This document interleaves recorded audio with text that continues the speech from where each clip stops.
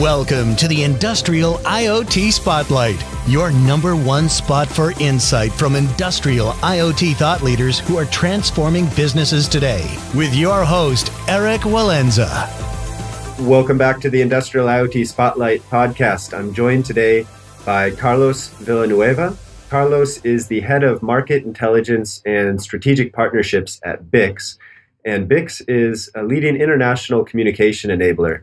So what BICS does is they connect devices around the world by facilitating reliable and secure mobile experiences. What we're going to get into a bit more in detail today with Carlos is how BICS is addressing the new IoT market, which is not their traditional core market. Obviously, for no company is it really a traditional core market, but it's a very important growth market. Carlos, thanks so much for joining us today.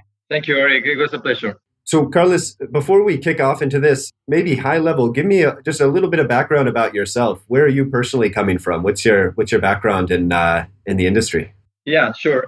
Basically, today I'm responsible of the market research, solution, and competitive intelligence. I've been looking after different segments and industries, from telco and mobile to digital enterprises. I've been in the mobile industry since the last 15 years, working in several projects when it comes to mobile enterprises. And today I'm busy working on Internet of Things and how the digital companies and digital enterprises will transform to succeed in the future. Let me ask you just off the bat, this is, let's say, high-level question. In terms of IoT adoption, where do you think we are? Let's say if it's a 20-year adoption cycle, where do you think we are in that cycle today? I would say that we are in a pretty early stage because the use cases are not ready in the many regions in the world. Some of the regions, the most advanced regions like Asia, for example, or Americas, they already detected some specific use cases that are solving specific issues in the industry or in the consumer side. But this is we are in a pretty infant stage due to the fact that technology is not ready yet and is not enabling the use cases to be able to, let's say, solve many of the different challenges that the industries are facing. So today, if we look at the main IoT drivers, let's say, we can see different ones like reducing costs, for example, and improving business processes, which are mainly one of the biggest challenges for industries. But also we see many enterprises that are deploying IoT solutions with multiple objectives in mind. Some of them, they have, for example, as objective to improve the overall competitiveness as one of the most important challenges, while others are more looking into finding new revenue streams. So the fact is that as the use cases are not fully ready, so the IoT evolution or the IoT deployment globally is still at an early stage, I would say. Yeah, exactly. We were talking about this. We hosted a little mini conference around IoT innovation yesterday here in Shanghai, and we talked about this topic of a lot of predictive maintenance, for example, right? A lot of it is still developing one algorithm to address the one particular set of equipment, and the same algorithm might not work on another factory, using the same set of equipment potentially, right? Because the operating environment is different, and so that's a very costly business if you're customizing algorithms for this kind of discrete environments. So hopefully we are moving more towards a plug and play situation, but it's certainly going to take time, and we're going to have to build up this IP and this expertise over the coming years. Yes, and another issue is that that there are different players on the IoT value chain, right? So these different players, they need to get along together to deploy end-to-end use cases. Let's say the enterprises are looking for a solution, right? So they are not looking for some or standalone single elements, IoT single elements, but an end-to-end solution that can satisfy and solve several of the challenges. So as these different players are just getting along together in the value chain, trying to build these use cases, trying to get into a solution, end-to-end solution, then this is another factor that is impacting the deployment of the IoT globally. So we need more like these players to create a real IoT ecosystem, which is a cross-border IoT ecosystem that is not only a national IoT ecosystem, but it's a global, a cross-border national IoT ecosystem where the different players can get access to the resources, can get access to knowledge, can get access to the different use cases that are going to provide solutions to the different enterprise needs. Yeah, that's right. We certainly don't have an Internet of Things right now, right? We have a lot of different things that are connected to a couple other things or to a couple other systems, but certainly nothing like the kind of the universal connectivity that we expect on the internet that provides so much value there. Talk to me a bit about how BICS fits in to this, both to the market today and also to the market as you see it developing into really more of a cross-border connected Internet of Things. Yeah, let me tell you a bit about BICS. BICS, as you know, is a leading global carrier at the heart of today's global communications, right? So since many years ago, we have been serving hundreds of mobile operators, and we are carrying the international and roaming traffic in the different networks. So we have been carrying more than 25% of the total world's roaming traffic. So we have been, let's say, helping mobile operators to provide with international connectivity and roaming, not only to their smartphones, but tablets and laptops. So it makes perfect sense for BICS that providing worldwide mobile connectivity now will be more into providing solutions for smart connected devices and machines that make up the IoT, because it represents a logical evolution for the company, right? It's a device with a SIM might not be a phone or a tablet, but it will still require to be always on and connect to mobile networks. And the device will require to be receiving and sending data wherever it's in the world. So we are basically providing the connectivity with our leadership in the international connectivity for voice messaging and data traffic. So as we have been working extensively in the enterprise market, we understand what are the biggest opportunities for the enterprises, and our solutions are trying to understand how these companies that are embarking on the IoT implementations and adding connectivity to things need to become more like mobile virtual operators, in the sense that they must provide and provision managed vast armies of SIMs with a high degree of granularity, because they will need to serve different use cases around the world. So these SIMs might be embedded in cars, in the case of the automotive companies, in fitness trackers, for example, in the case of manufacturers of consumer wearables, or in high-value parcels or cargo containers in the case of logistic companies. So there are several use cases there where we believe that we need what we call the IoT without borders, which is adding connectivity to things to provide solutions to use cases globally. So this is how we play a role in the IoT value chain, because we incorporate and we provide to the enterprises with life cycle management for connected devices SIMs, right, which they need. So they will always require to have connected devices across multiple countries. So connectivity is a basic building block of the IoT chain, and this is where we play.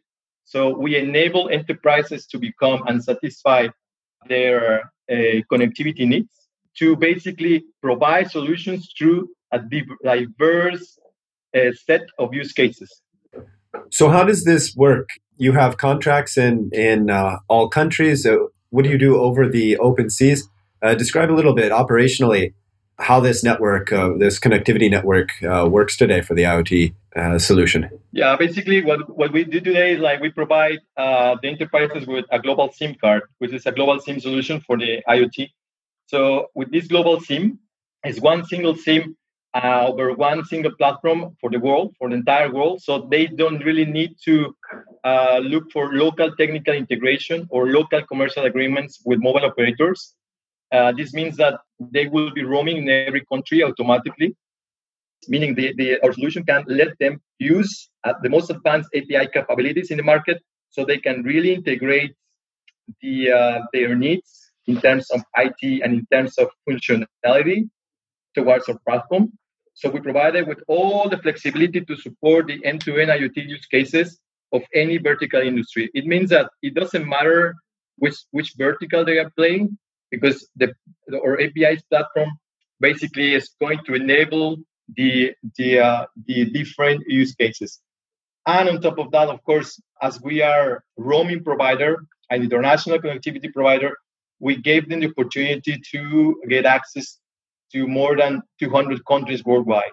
Why this is important? Because if, let's say, there is a company or enterprise in China who is going to embed SIM cards or connectivity into different devices, and those devices will be dispatched to Latin America, Africa, or, well, in Europe maybe. So how this enterprise will make sure that those devices are going to be connected regardless the location.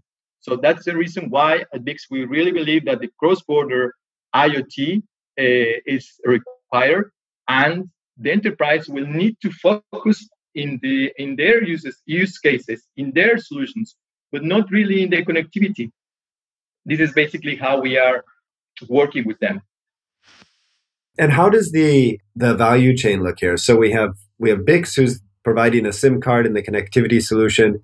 You have a device manufacturer that might be providing a sensor, or might be providing a complete device, maybe a pacemaker, for example. You have let's say the automotive company. You have system integrators who might be supporting the integration. Who does BICS usually interact with? Are usually selling fairly low on the value chain, so selling to, let's say, the module manufacturers who would be looking for connectivity, or is it usually a device manufacturer, an OEM, automotive OEM, for example, that would contract through a system integrator to identify a connectivity solution? Explain a little bit the market and then how BICS interacts with the other players in the market. As I already explained, I mean, we are one piece of the IoT value chain, right? Which is we're providing the necessary connectivity to make it work. So as we are, let's say, playing with different other stakeholders, as you mentioned, devices, IoT platforms, applications, system integrators, but also service providers into different vertical industries. So we play basically in three different domains. We go directly to the enterprises, and we face different use cases where we basically try to help the enterprise to build a use case, as we do not have all the building blocks to provide with an end-to-end solution. We basically partner with different other suppliers that bring devices, or bring the application, or bring the analytics, for example. So in the background, let's say we have an ecosystem of different partners that are interested to build an end-to-end solution. And then we work together to provide the end-to-end use case. That's how we do when we face an enterprise. But at the same time, as we know that there are different solution providers in the market, meaning, let's say, a logistic solution provider that is in charge of working with different logistic companies or cargo companies in the world, they are very experienced on how this solution or how the service will be implemented and deployed. So as they have the expertise, we work with them directly to provide the connectivity to this vertical industry. So we combine their expertise with in the vertical industry with our expertise in the connectivity to build the use case. But at the same time, we do also work, as I was explaining, with different other companies where we partner to basically create this ecosystem of different partners that are working in different verticals, but also the ones that are more horizontal, because those companies that are more horizontal oriented, they can enable us to work in any type of use case and vertical industry. So these are the three, let's say, three main streams that we work on, and this is how we address the market. Carlos, I want to move on to a deeper dive into technology, which we'll cover in the second section. But before we wrap up, a last question for you. So what's the best way for potential partners, potential customers to get in touch with you if they want to learn more, or to get in touch with your team if they want to learn more about BICS and about maybe IoT global roaming in general? Well, in general, they can access to our landing page in www.bics.com. There is a section where we are every day, we are uploading different use cases that we see in the market. We bring, let's say, the needs that we see from the different vertical industries, and we also try to help them to build the solution. We bring them how BICS is playing a role there. That's one way where they can get in touch with us. We're also running trials. So as we said, we have one global SIM card, and we send different SIM cards to different, let's say, service providers where they can trial the connectivity, the quality, the support of our services, right? So we are, let's say, welcoming the enterprises or service providers that they would like to embed the different SIM cards, our different SIM cards, into their devices. That's another way we can get in touch. The third way is we are attending different events globally where we are showcasing different use cases together with some of our partners, and we will be happy to, let's say, collect the needs of the different use cases globally, because we will try to help these different enterprises and service providers to get in touch with the ecosystem where we are playing. That I would say those would be the ways they could get in touch with us. Thanks for tuning in to another edition of the Industrial IoT Spotlight. Don't forget to follow us on Twitter at IoT ONE HQ and to check out our database of case studies on IoT1.com. If you have unique insight or a project deployment story to share, we'd love to feature you on a future edition. Write us at eric.walenza@IoT1.com.